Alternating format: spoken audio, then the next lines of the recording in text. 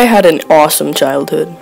Like most kids growing up in the 90s, my TV schedule consisted mostly of SpongeBob, Power Rangers, and Transformers. For the most part, I wasn't into reality kiddie shows like Barney or Mr. Rogers or anything like that.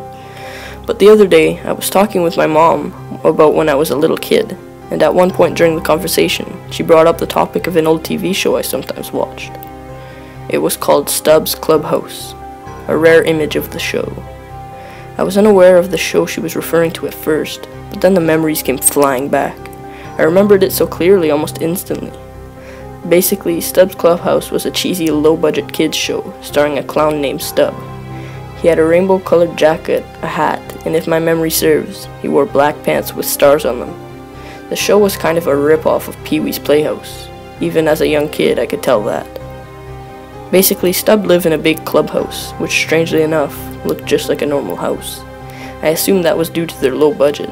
Stubb had a group of friends who lived in the playhouse. I don't remember much, but I vaguely remember a poodle and a man in a really badly made elephant costume. Like I said, I don't remember much about the show. I didn't watch it very much, mainly for two reasons. One, it aired at a very strange time and late at night, around 10:30, which is bizarre for a kids show. It only aired on a really obscure channel called Channel Bebo, which only aired shows for about 3 years, then mysteriously shut down for unknown reasons. The only other thing I remember about the show was the theme song. It was sung by a woman who sounded like she was half asleep while singing it, and the background music played entirely on a xylophone. And around November of 2006, I had just turned 14. This was a few days after the conversation with my mom, and I decided to treat myself to a little trip to half-price books. See, I like half-price books more than Barnes & Nobles, because you can find older books and movies, as opposed to the up-to-date stuff at B&N. So I was browsing through the videotapes, searching for a tape of one of my favorite shows, Street Sharks, a show about a shark that fights crime. I was going through the tape in alphabetical order, and I had just reached the S section when something caught my eye. It was a tape labeled Stubbs Clubhouse. The case had no logo or picture to indicate it was Stubb. It was just a plain, bland case that had a piece of tape on the side with Stubbs Clubhouse written on it in black Sharpie. I was still kind of curious about this show that I had barely remembered, and plus I couldn't find Street Sharks, so I decided to buy it. It was pretty cheap, even for half-price books, being only 75 cents, but hey, it was a bargain. I took it to the checkout counter. The woman working there looked up at the tape and then stared at me. She timidly asked, "Are you sure you want to buy this tape?" I politely said yes, and she rung it up. I went home and got out my VCR and hooked it up to the TV in my living room, where my 6-year-old sister Emily was playing with her Barbies. She asked me what I was doing, and I told her that I had gotten a tape at half-price books that we could watch together. I put the tape in, and the standard copyright infringement warning message came up as usual. The tape started at the theme song of the first episode, complete with xylophone music and sleepy singer. The episode started out in the clubhouse, where Stubb introduced himself and told the viewers that they were going on a field trip. There was a very bad rough cut to a playground in the middle of Grassy Park. There was a group of small children, about as old as my sister, playing on a merry-go-round. Stubb walked to them and they all ran to give them hugs. After that, Stubb looked up at the camera and asked, "The kids at home would like to play too?" As assumed, Emily piped up, "Yes," and Stubb replied, "Alrighty-o, then come on down to the playground and play with me." Emily asked me if she could go to the playground with Stubb, but I told her that this was filmed. However, I saw something interesting out of the corner of my eye. We have a playground in our neighborhood about a block from our house, but close enough that we can see it from our living room window. It took me a second to make the connection, but it hit me that the playground in the video was the same as the playground in our neighborhood. Then it hit me even more. The same children in the show were playing on our playground right now. They were wearing the same clothes as they were in the video, and they were performing the same exact actions, almost as if the video were being filmed live. Then I noticed something that disturbed me greatly. In the video, one of the children was holding Stubb's hand, and when I looked out the window, the same child was making a motion like he was holding someone's hand. But there was no one there. I was shocked I immediately ejected the tape, much to Emily's sadness, as she was beginning to grow fond of the show. I took the tape and threw it in the garbage. I thought I was done with Stubb, but I was wrong. The next day, when my mom picked up Emily from the kindergarten, Emily told me that Stubb had been following their car driving a black van. She said she looked back the window and saw Stubb behind the wheel of the van. She told me that she had told Mom, but Mom didn't see any cars or vans whatsoever in her rearview mirror.